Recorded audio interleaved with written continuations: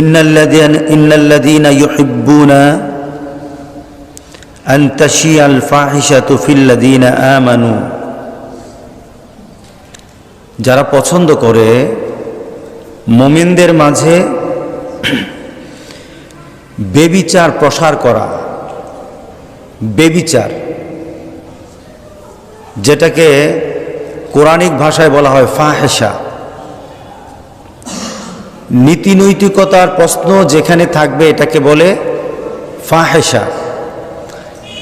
আর নীতি নৈতিকতার যে মানদণ্ড হবে সেটা হবে কোরআন এবং হাদিস।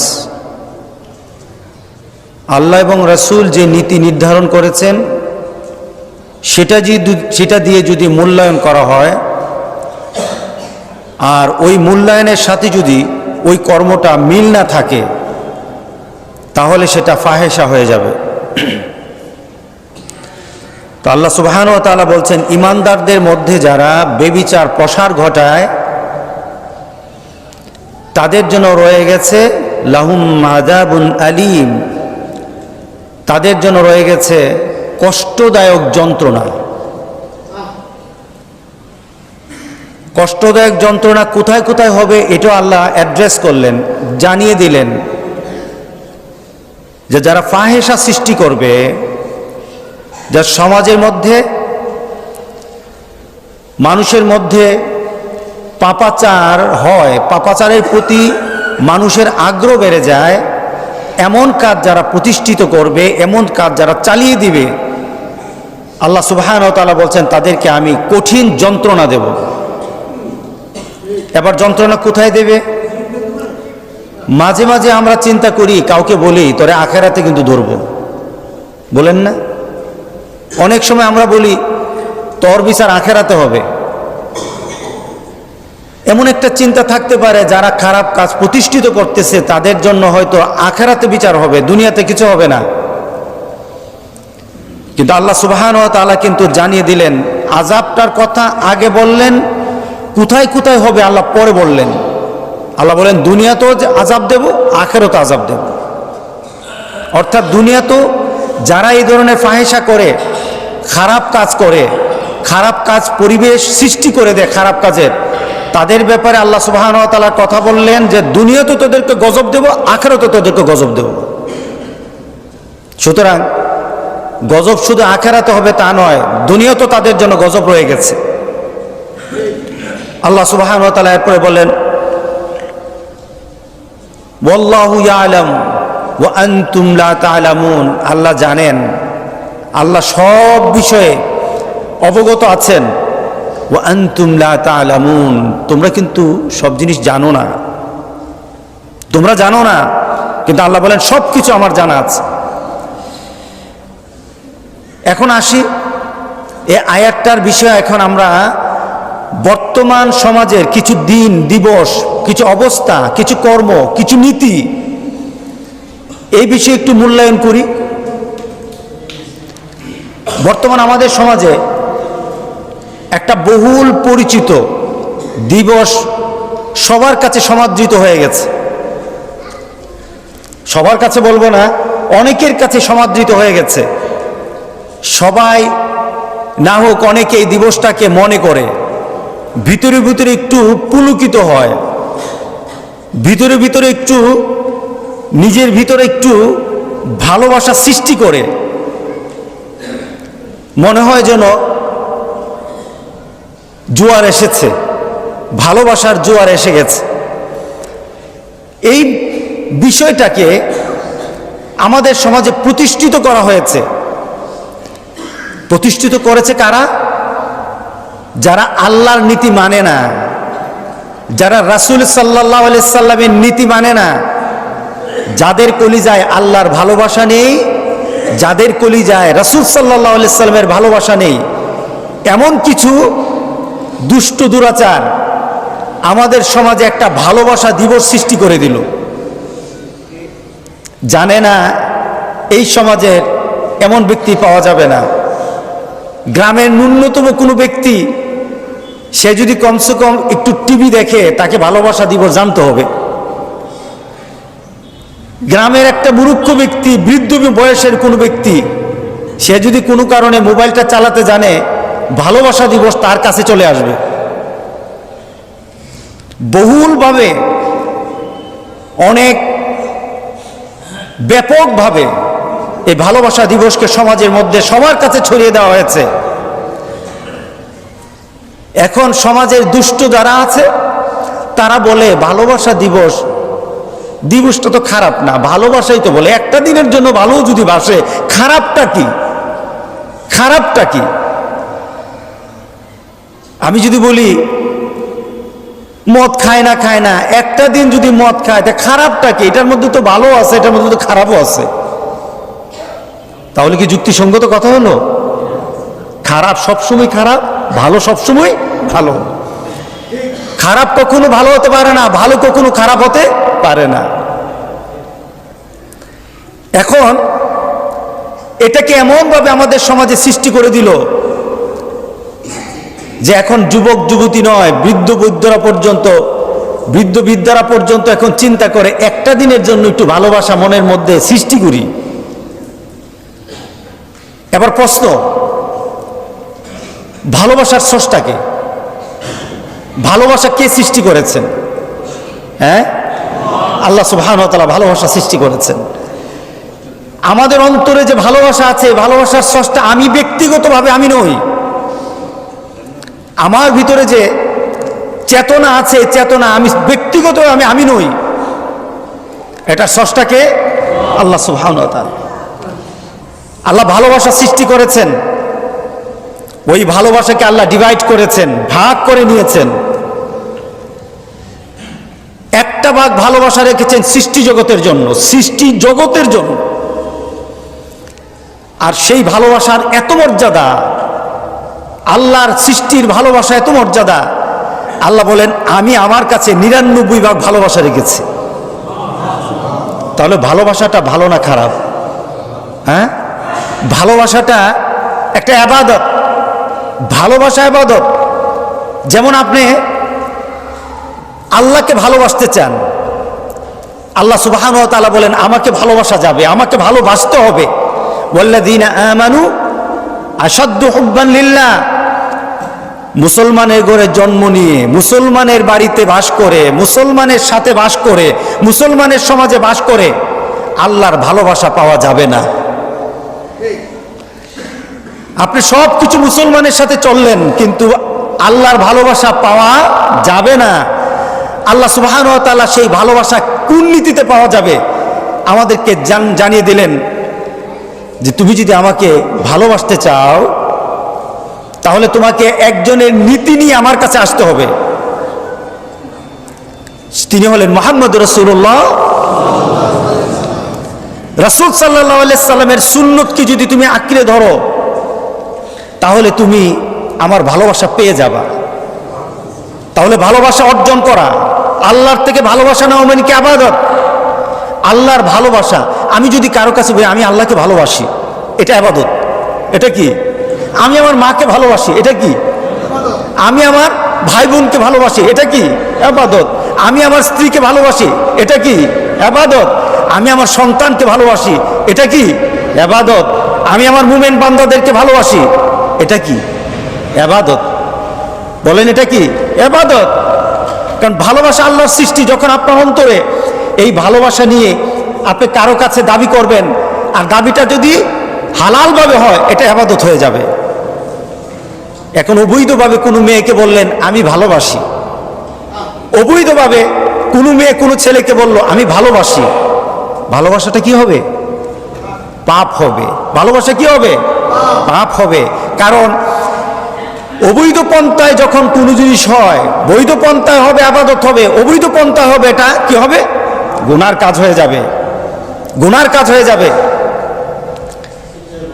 আমরা আল্লাহর ভালোবাসা যখন চাই, আল্লাহ সুবহানাহু ওয়া তাআলা বলেন আমার রাসূলের ইত্তেবা করো, তাহলে আমার ভালোবাসা পেয়ে যাবে। আল্লাহর ভালোবাসা অর্জন করা এটা ইবাদত।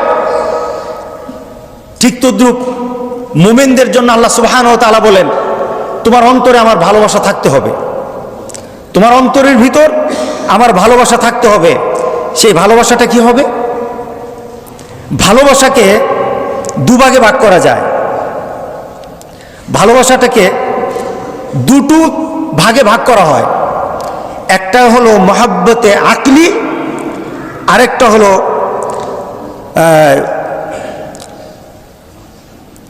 মহাব্বতে আকলি, আরেকটা হলো মহাব্বতে তাবেই। দু ধরনের ভালোবাসা। দেখুন, আমি এরপরে আমার কথাতে আসতেছি। একটা হলো মহাব্বতে আকলি, এটা জ্ঞান বলে ভালোবাসা রাখতে হবে, জ্ঞান বলে ভালোবাসা করো, জ্ঞান বলে এতটুকু পর্যায়ে ভালোবাসা রাখো, জ্ঞান বলে ভালোবাসাকে একটা মানে রাখতে হবে।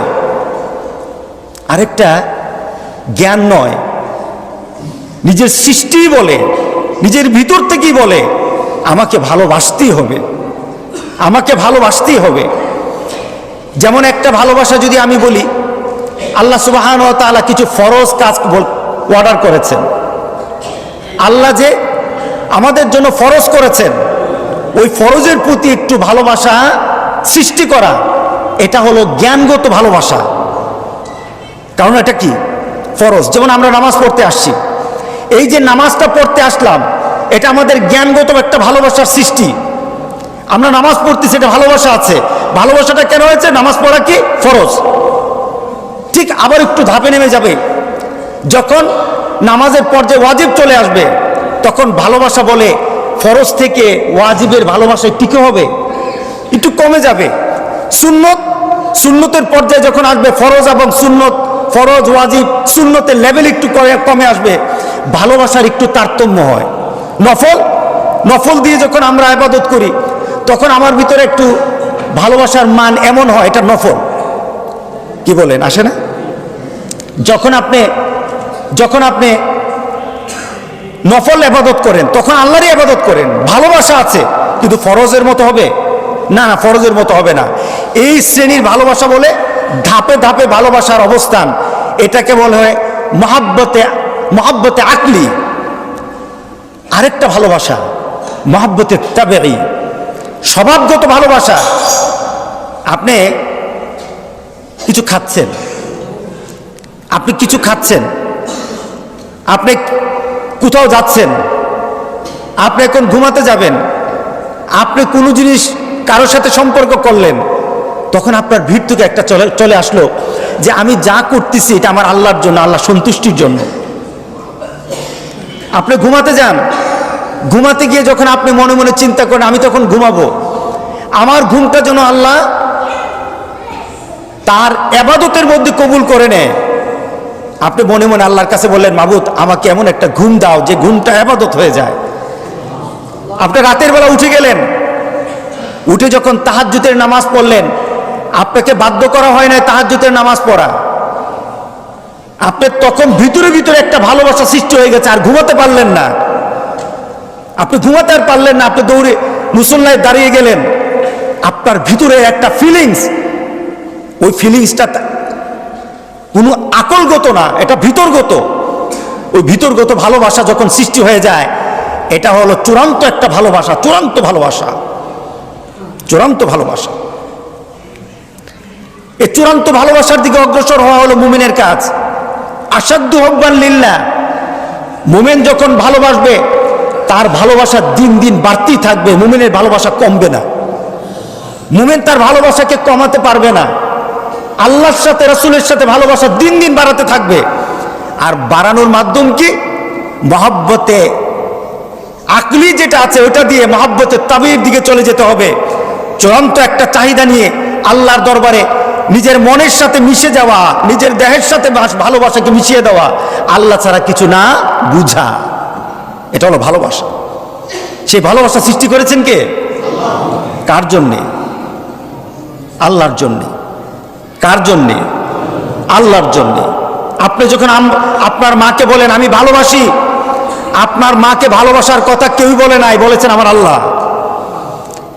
আপনার মাকে বলতে হবে, আপনার বাবাকে বলতে হবে আমি আপনাকে ভালোবাসি, আপনার স্ত্রীকে বলতে হবে আমি তোমাকে ভালোবাসি, আপনি কোনো মুমিন ব্যক্তিকে বলতে হবে আমি আপনাকে ভালোবাসি, আপনার সন্তানকে বলতে হবে আমি তোমাকে ভালোবাসি, আমি আমার আল্লাহর জন্য তোমাকে ভালোবাসি। ঠিক না? আমার ভালোবাসা সকল চূড়ান্ত, যেখান থেকে মাপকাঠি হবে সেটা আমার আল্লাহর ভালোবাসা। আমার আল্লাহর ভালোবাসা, আমার রাসূলের ভালোবাসা, সেখান থেকে মাপকাঠি। কিন্তু আজকে মাপকাঠি যদি চলে যায়, স্যার ভ্যালেন্টাইন যদি মাপকাঠি হয়ে যায় মুসলমানের, এই জাতি ঈমান নিয়ে কবরে যেতে পারবে না। এই জাতির যুবকরা আর ঈমান খুঁজে পাবে না। যে পরিবারগুলির মধ্যে ভ্যালেন্টাইন্স নীতি ঢুকে গেছে, ওই পরিবারগুলির মধ্যে মুহাম্মদের নীতি থাকবে না। ওই পরিবারগুলির মধ্যে মুহাম্মদের নীতি থাকবে না। কারণ দুটো নীতি একসাথে চলতে পারে না। মুহাম্মদ সাল্লাল্লাহু আলাইহি সাল্লামের নীতি যেই ঘরে আছে, সেখানে মুহাম্মদ সাল্লাল্লাহু আলাইহি সাল্লামের নীতি থাকবে। আর স্যার ভ্যালেন্টাইন্স ভালোবাসা নিয়ে যারা মরতে চায়, তারা ভ্যালেন্টাইন্সের সাথে ভালোবাসা নিয়ে মরবে। মুহাম্মদ সাল্লাল্লাহু আলাইহি সাল্লাম ভালোবাসা তার কপালে জুটবে না। আজকে শয়তান আমাদের চরম শত্রু। আমি কালকে এক জায়গায় আলোচনায় বলতেছিলাম, শয়তান হলো ইন্টেলেক্ট, সে আমাদের জন্য দুশ্মন। সে অত্যন্ত বুদ্ধিমান দুশ্মন। সে আমাদের মতো এত বোকা রাফ নয়, সে খুব বুদ্ধি করে টেকফুল্লি কাজ করে।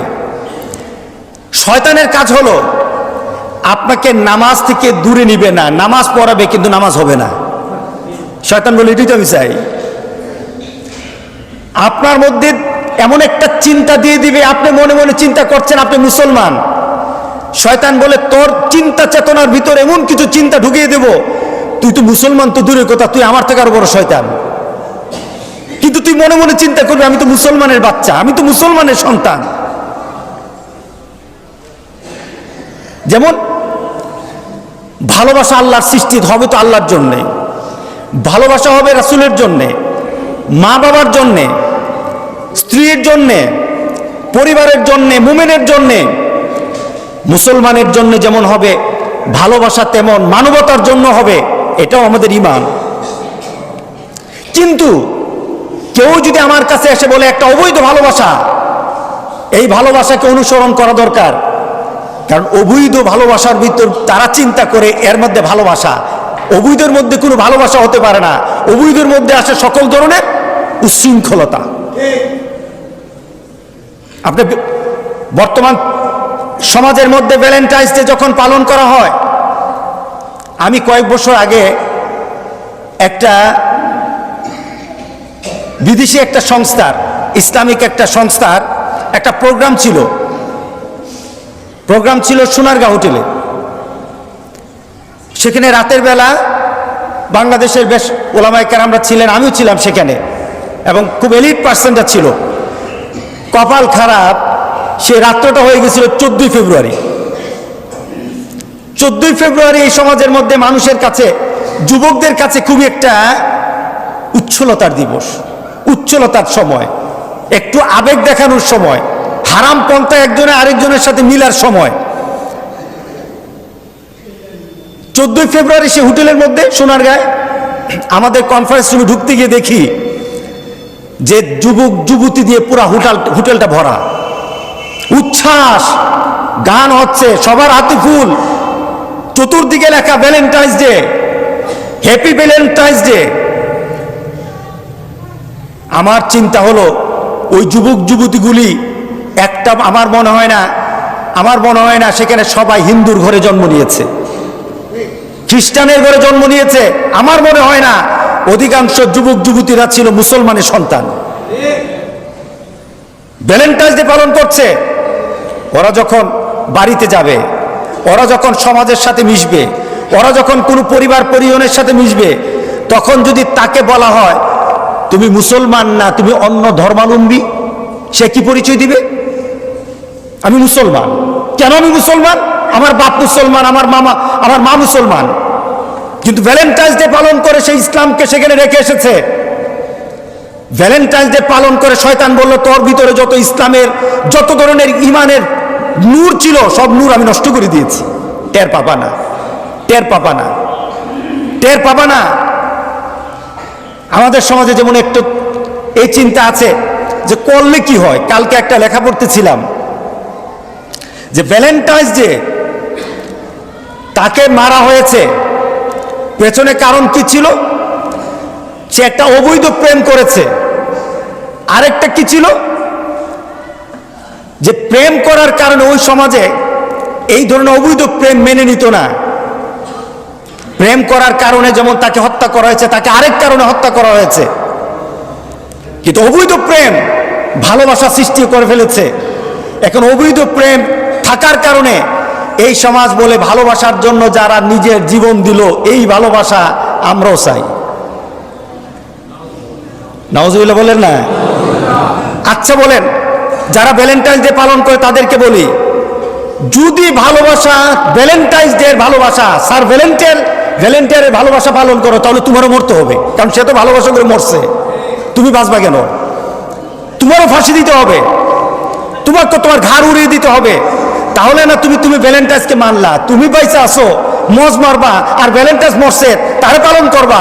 তুমি কোন জাতের ভ্যালেন্টাইন্স পালন করো? ঠিক না? তুমি মরে দেখাও, তাহলে ভ্যালেন্টাইন্স ডে পালন করছো। আজকে যারা ভ্যালেন্টাইন্স ডে পালন করে, শয়তান একটা ফুলের কারণে আপনার মেয়ের, আপনার ছেলের ঈমান কিন্তু নাই। আপনি বলেন মুসলমানের সন্তান, আপনি বলেন আমার সন্তান, কিন্তু আল্লাহর দফতরের মধ্যে আপনার সন্তানের কি নাই?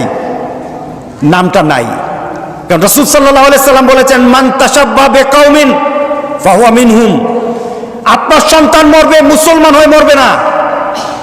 রাসূল সাল্লাল্লাহু আলাইহি সাল্লামের কথা অথেন্টেড। রাসূল সাল্লাল্লাহু আলাইহি সাল্লামের কথাকে ফেলে দেওয়া যাবে না। রাসূল সাল্লাল্লাহু আলাইহি সাল্লামের কথার উপর পৃথিবীতে আর কোনো কথা নাই। রাসূল সাল্লাল্লাহু আলাইহি সাল্লাম যাকে যে অবস্থা বলে গেছে, ওই অবস্থায় সে আখিরাতে উঠবে। যদি ভ্যালেন্টাইন্স ডে কোনো জাতি, কোনো ব্যক্তি মুসলমান পরিচয় দেওয়ার পরে ভ্যালেন্টাইন্স ডে কোনো সন্তান পালন করে, ওই ভ্যালেন্টাইন্স আখিরাতে যেই জায়গায় দাঁড়িয়ে থাকবে, আপনার সন্তান সেখানে দাঁড়িয়ে থাকবে। আপনি কি চান আপনার সন্তানটা কাফেরের রাস্তায়, কাফেরের কাতারে দাঁড়ায়? আপনি কি চান কিনা বলেন? যদি না চাই ফিরাই, যদি না চাই ফিরাই তাদেরকে। তাদের কলিজায় ভালোবাসা দিয়ে আমার মাবুদের ভালোবাসা, তাদের কলিজায় ভালোবাসা দিই মুহাম্মদ সাল্লাল্লাহু আলাইহি সাল্লামের ভালোবাসা, তাদের কলিজায় ভালোবাসা দেই যে আল্লাহ সুবহানাহু ওয়া তাআলা রাসূল সাল্লাল্লাহু আলাইহি সাল্লাম ভালোবাসার কথা বলে গেছেন। মাকে ভালোবাসো, বাবাকে ভালোবাসো, ভাই আত্মীয় স্বজনকে ভালোবাসো, পরিবার পরিজনকে ভালোবাসো, মুসলমানকে ভালোবাসো। ওই ভালোবাসা কলিজায় দেই। যদি ওই ভালোবাসা দিয়ে আমরা আমাদের সন্তানকে রেখে যেতে পারি, আশা করা যায় এই সন্তান মৃত্যুর পর আপনার কিছু করার থাকবে না। ভালোবাসার কারণে, এই ভালোবাসার কারণে হয়তোবা হয়ে যেতে পারে আপনার সন্তান আপনার জন্য দোয়া করে বলবে, রব্বির হামহুমা কামা রাব্বায়ানি সাগীরা। হয়তো আপনার সন্তান আপনার জন্য দোয়া করবে, আপনার সন্তান হয়তো দোয়া করবে। আর যদি গালে ভালোবাসা লেখে, ভালোবাসা দিবস গালে লেখে দেখে রাস্তায় বসে বসে থাকে, কিছু বদমাইশ পোলাপান বসা থাকে, কিছু বদমাইশ পোলাপান বসা থাকে, ওরা রাস্তায় কালি আর তুলি নিয়ে বসে থাকে।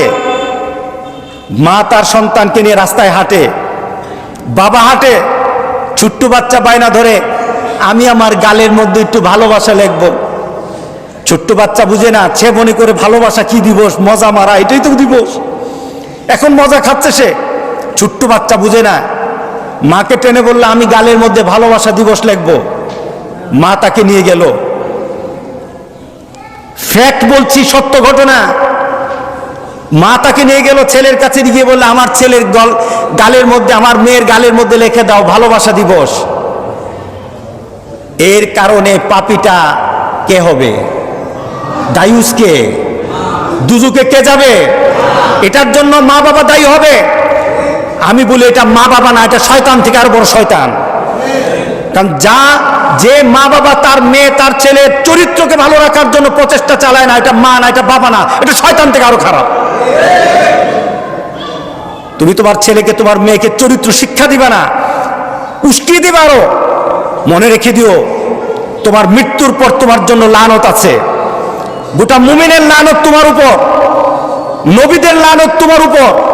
আর আখিরাতে তুমি যাদেরকে অনুসরণ করেছো তাদের সাথে থাকবা, তোমার নবীর চেহারা তুমি দেখতে পারবা না। আল্লাহ আমাদেরকে হেফাজত করুক, আল্লাহ আমাদের হেফাজত করুক। আমাদের ভালোবাসা কার জন্য? জোরে বলতে হবে, আমাদের ভালোবাসা কার জন্য? আমার আল্লাহর জন্য আমার ভালোবাসা, আমার রাসূলের জন্য আমার ভালোবাসা, আমার মার জন্য আমার ভালোবাসা, আমার বাবার জন্য ভালোবাসা, মুমিন বান্দার জন্য ভালোবাসা, আমার পরিবারের জন্য ভালোবাসা।